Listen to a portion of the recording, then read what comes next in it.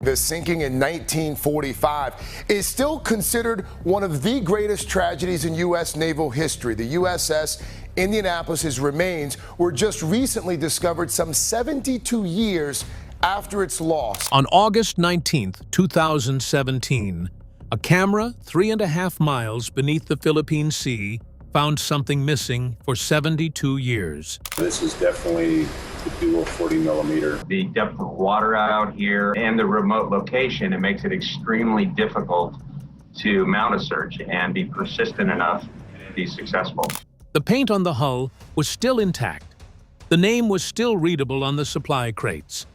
And what those cameras found about how that ship actually died proved that the United States Navy had been lying about it since 1945. This is the story of the USS Indianapolis and the cover-up that followed her to the ocean floor, the truth that waited 72 years. For 72 years, the USS Indianapolis lay undiscovered on the floor of the Philippine Sea, and the United States Navy had every reason to be grateful that nobody could find her. Because the wreck itself was evidence.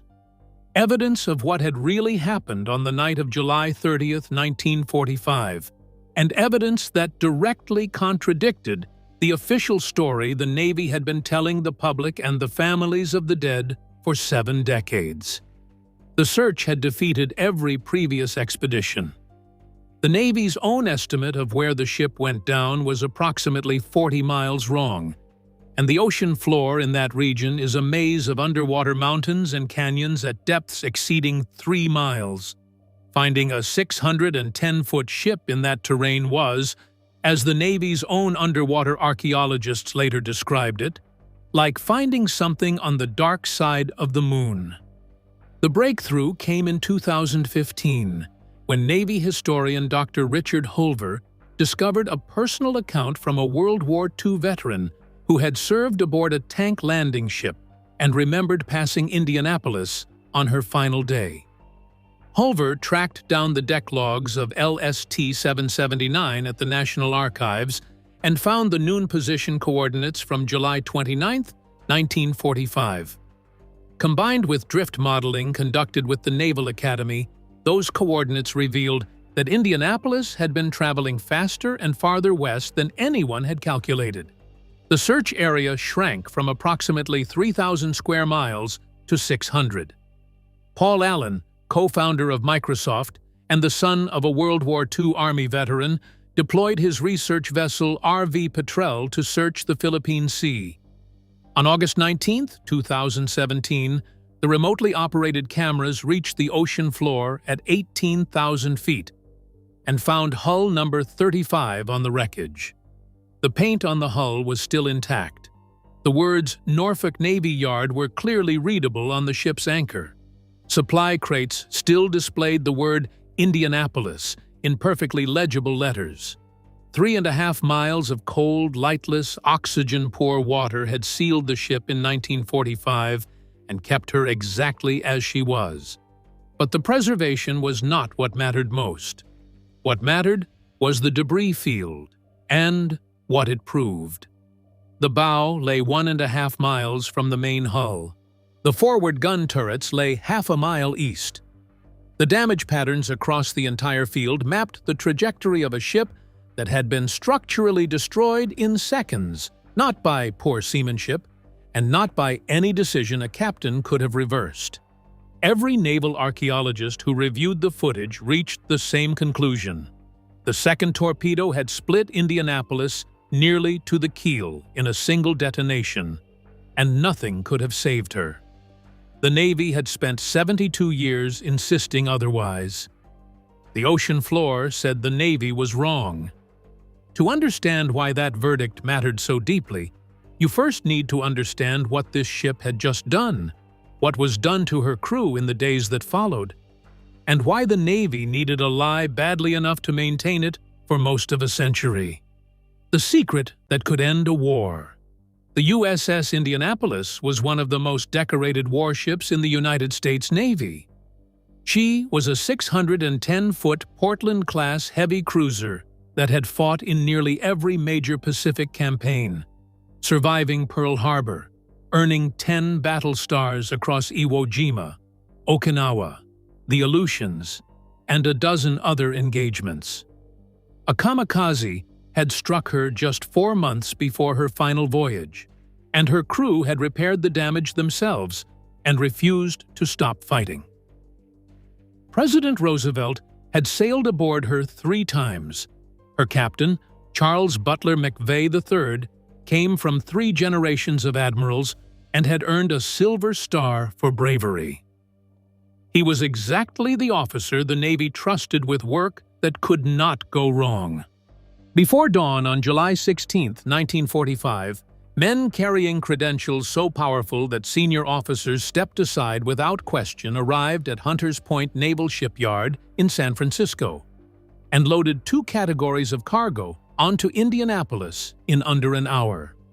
The first was a 15-foot wooden crate bolted and welded to the port deck, surrounded by a red-taped exclusion zone, with armed Marines ordered to shoot anyone who approached without permission.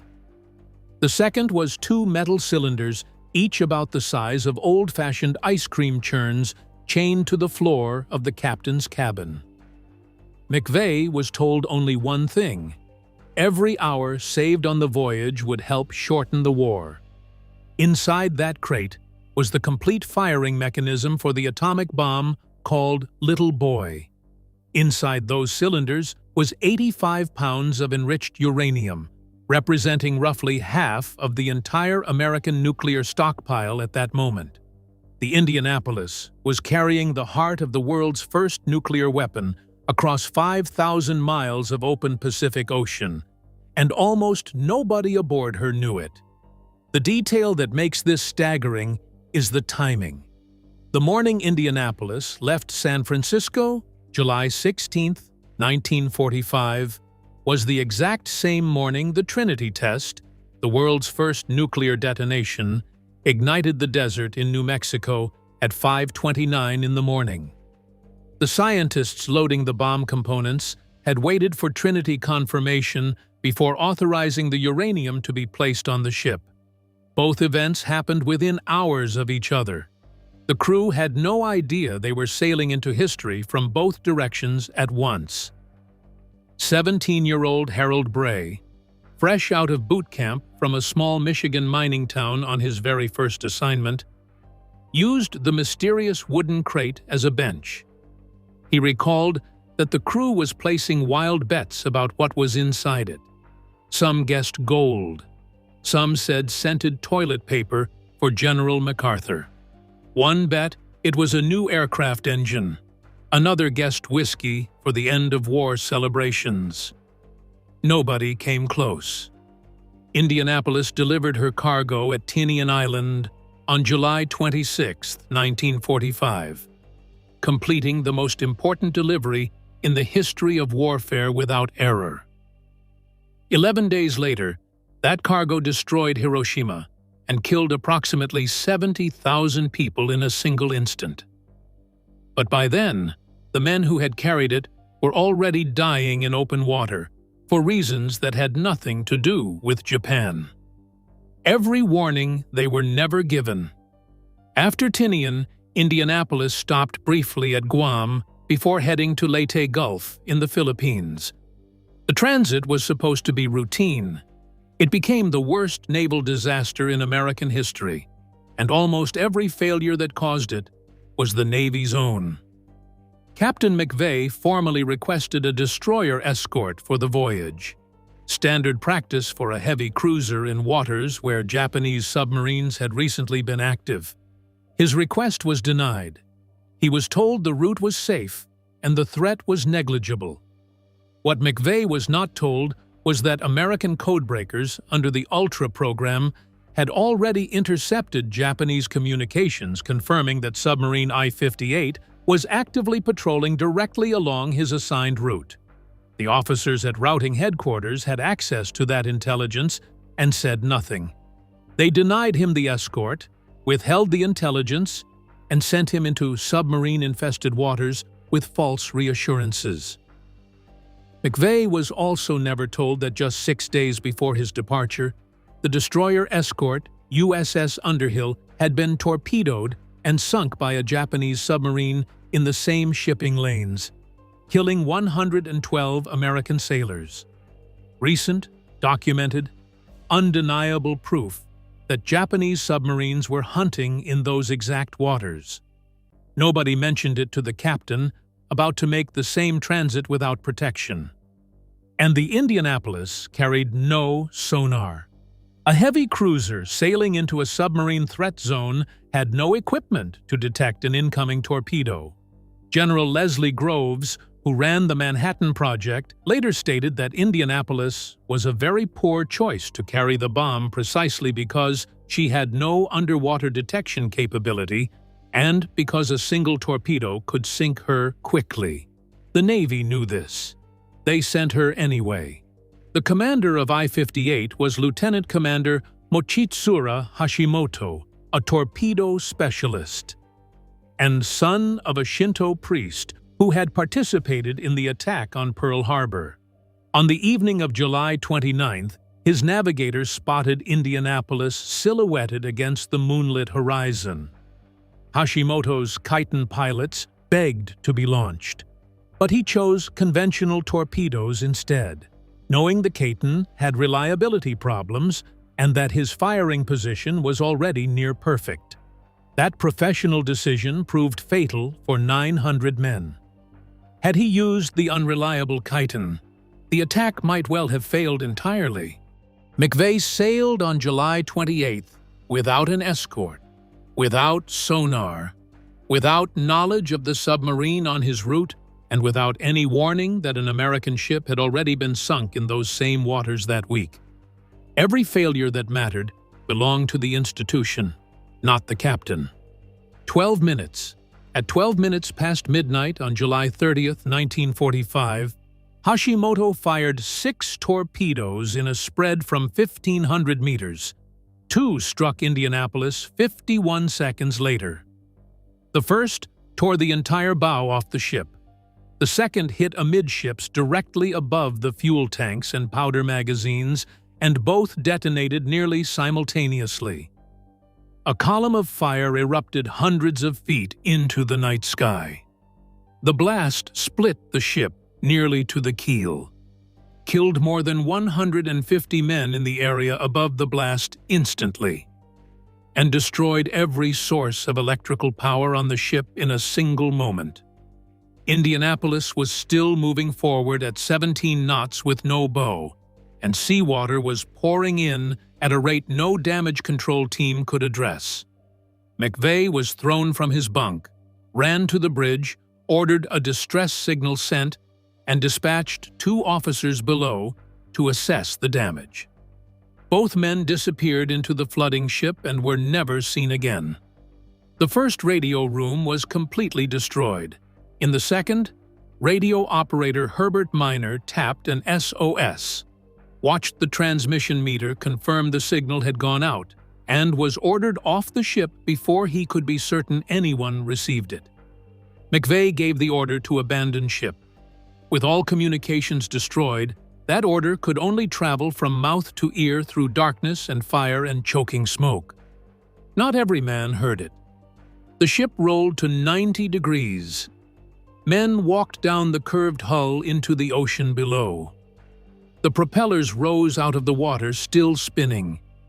The stern pointed nearly vertical at the night sky. 12 minutes after the first torpedo hit, Indianapolis disappeared beneath the surface of the Philippine Sea. She took approximately 300 men with her. Roughly 900 entered the water. They floated in black fuel oil water, many wounded, most without lifeboats.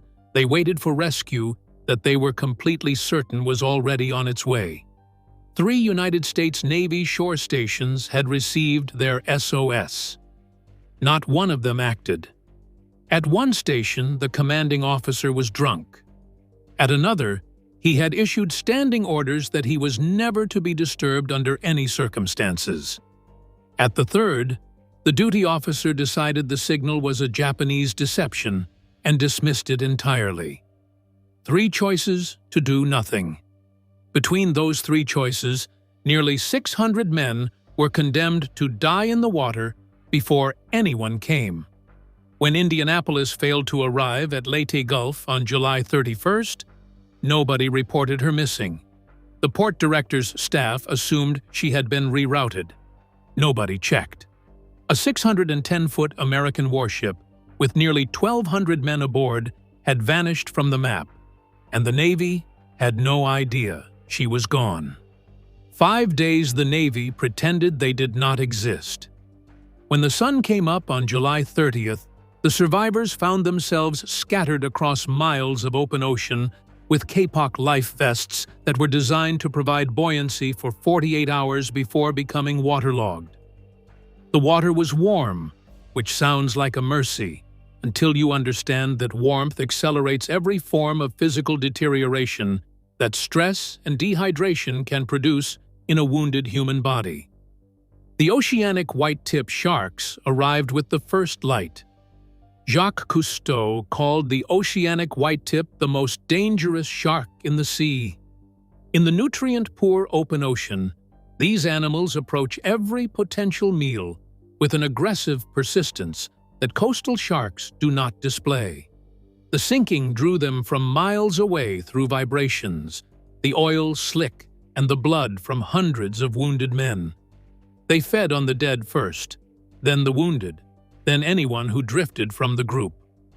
Seaman Lowell Dean Cox watched a shark take the sailor next to him with no warning, straight up from directly below. And the man was simply gone. Bosun's mate Eugene Morgan described one attack with a brevity that is more devastating than any elaborate account.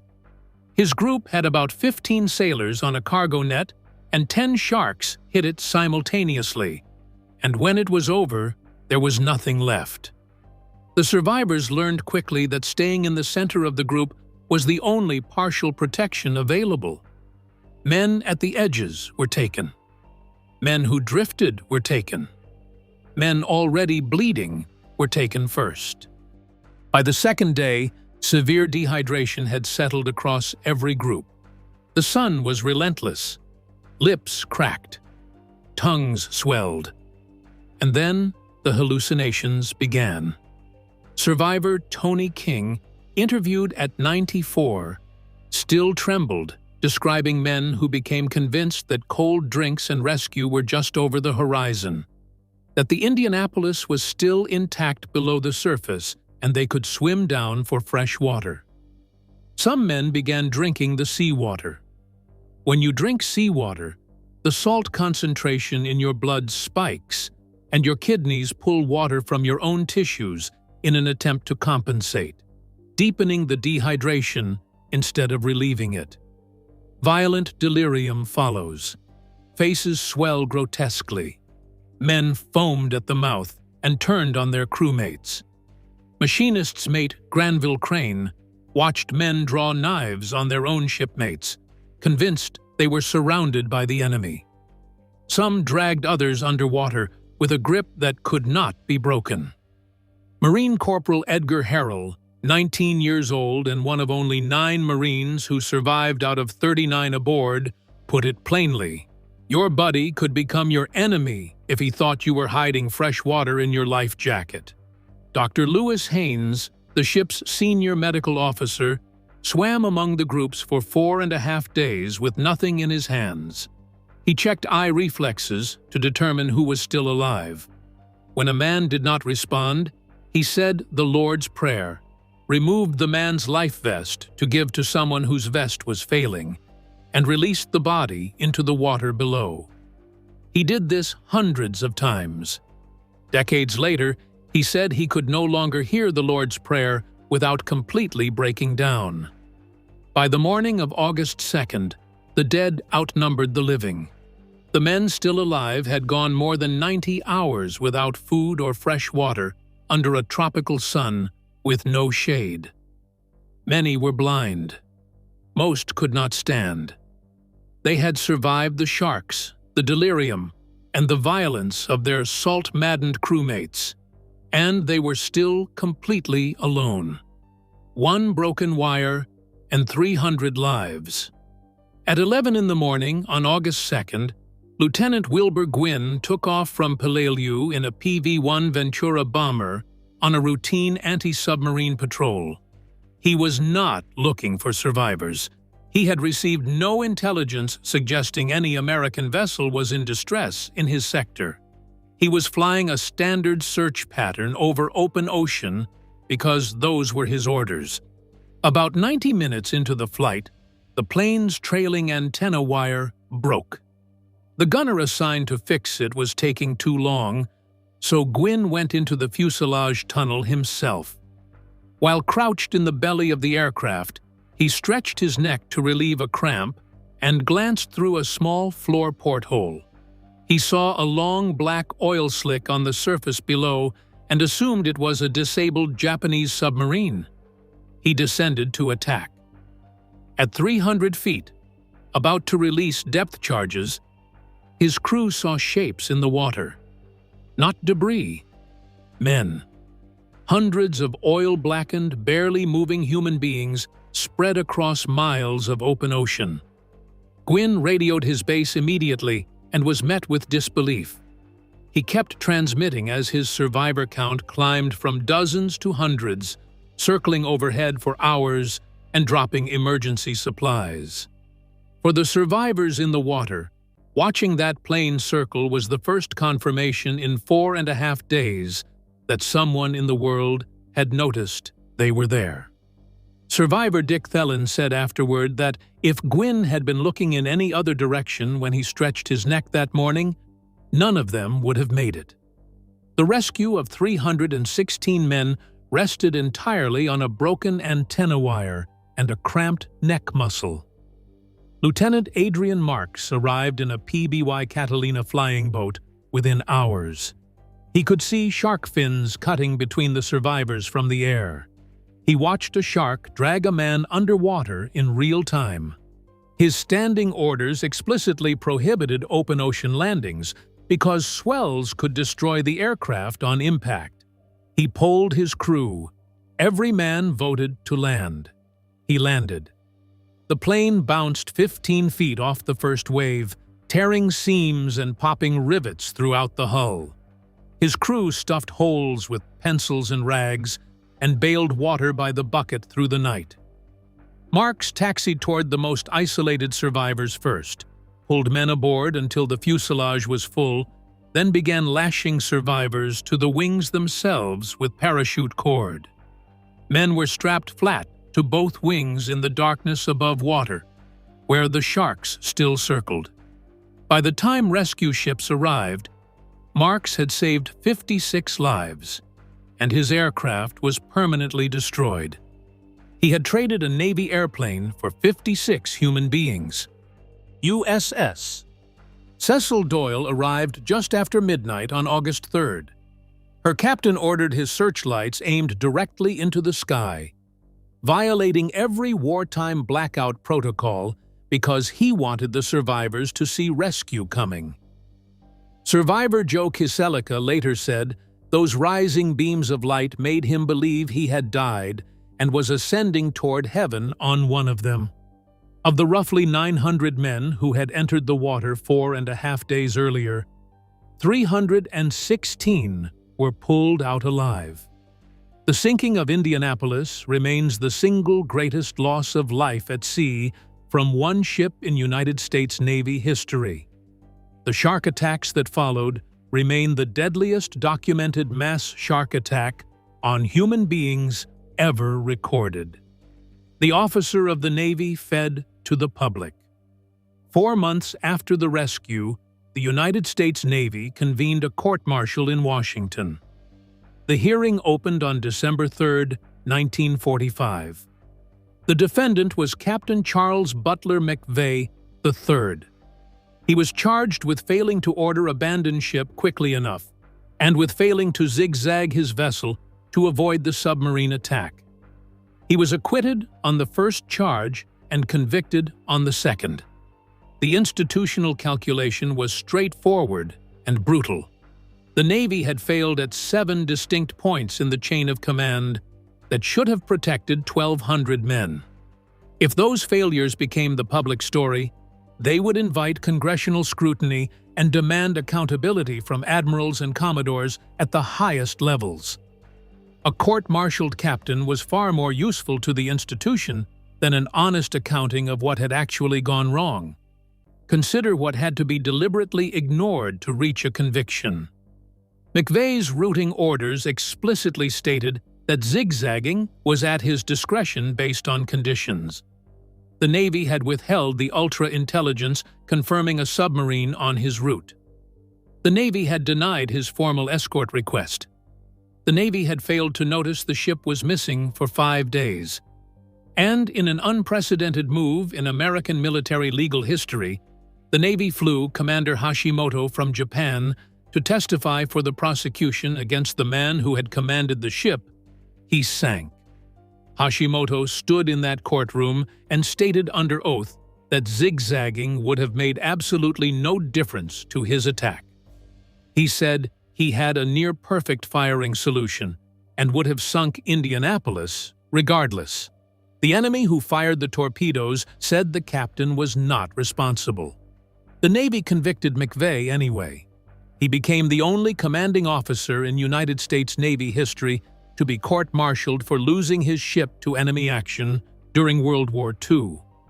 More than 700 other captains lost ships during that war. Not one was charged. Paul Murphy, who led the Indianapolis Survivors Organization, described the court-martial with a precision the Navy never matched. He said it existed solely to divert public attention from the procedural failures that allowed 879 men to die in the water without anyone looking for them.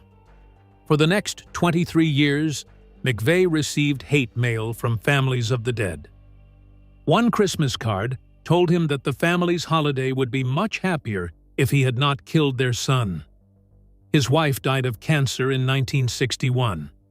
His second marriage collapsed. The letters followed him to his home in Litchfield, Connecticut, year after year. On November 6, 1968, Captain Charles Butler McVeigh III walked out of his home and took his own life at the age of 70. He was holding a small toy sailor figurine he had kept since childhood. He never knew his name would be cleared. He died believing he was guilty. He was not. The campaign to clear his name had been fought quietly by survivors for decades. Then a child watched a movie and changed everything. In 1996, an 11-year-old boy in Pensacola, Florida, named Hunter Scott, watched the film Jaws with his father and heard a character deliver a monologue about surviving the sinking of the Indianapolis. He had never heard of the ship. He made it the subject of a school history project and eventually interviewed nearly 150 survivors and reviewed 800 official Navy documents. He found the Ultra intercepts. He found the denied escort request. He found the records of the 3 ignored distress signals. He found Hashimoto's own sworn testimony that nothing McVeigh did could have changed the outcome. And he found proof that not one other captain had been court-martialed for losing a ship to enemy action during the entire war. In September of 1999, Hunter Scott testified before the Senate Armed Services Committee. He was 14 years old. He held McVeigh's Naval Academy dog tags, which he carried everywhere, and presented the evidence to the senators. That same year, Mochitsura Hashimoto, now 90 and living in Kyoto, wrote a letter to Senator John Warner. He wrote that their peoples had forgiven each other for the terrible war, and that it was perhaps time for America to forgive Captain McVeigh for the humiliation of his unjust conviction. The man who fired the torpedoes asked for mercy for the man who took the blame. Hashimoto died on October 25, 2000, 5 days before President Clinton signed the Exoneration into law, never knowing his letter had provided the deciding moral weight. On October 30, 2000, Clinton signed legislation declaring McVeigh's conviction was not morally sustainable and was a miscarriage of justice. In July of 2001, Secretary of the Navy Gordon England ordered McVeigh's service record permanently cleared of every reference to the court-martial. The Navy that had destroyed him was now required by law to carry his exoneration in its own records forever. Justice had arrived 55 years too late for the crew, and 32 years too late for McVeigh himself. In 2018, the crew of Indianapolis received the Congressional Gold Medal. Harold Bray, the teenager who had used an atomic bomb casing as a bench and guessed it was a gift for a general, accepted the medal on behalf of his crew at the age of 92. He stood at the ceremony in his uniform, the last living member of a ship that had once carried 1,195 men. In July of 2023, his hometown of Benicia, California, unveiled a life-sized bronze statue of him as a young sailor. The wristwatch on the statue is frozen at the exact moment he hit the water on the night of July 30th, 1945. He is, at approximately 98 years old, the last surviving member of the crew. The wreck's coordinates remain classified by the United States Navy and legally protected as a war grave. Nearly 300 men went down with the ship and lie there still, 18,000 feet below the surface of the Philippine Sea. The ocean above them is empty and unremarkable. There is no marker, no monument, and nothing to indicate that beneath that particular stretch of water lie the remains of men whose country sent them out unprotected, ignored their calls for help, forgot they existed for 5 full days, and then spent half a century blaming their captain for what the institution itself had done. The Indianapolis did not go down because one man failed. She went down because a system that existed to protect 1,200 men chose to protect itself instead. Japan fired the torpedoes. The United States Navy kept those men in the water while the sharks came, suppressed the distress signals, failed to notice a missing flagship, and then placed McVeigh in a courtroom and destroyed his life to keep all of that failure out of the newspapers. It took 72 years, a chance discovery in a national archive, a billionaire's research vessel, a 14-year-old boy carrying a dead captain's dog tags, and a letter from the enemy to bring the truth to the surface. And the question worth carrying with you long after this ends is the one this story leaves behind. If an institution as powerful and as thoroughly documented as the United States Navy could bury a truth this large and this consequential for 72 years, then how many other truths are still sitting at the bottom of some very deep water right now, waiting for someone to just happen to glance out the right window at exactly the right moment? Let us know in the comments if you believe the United States Navy has never been held to the full account it owes those 879 men. We want to hear that from you too.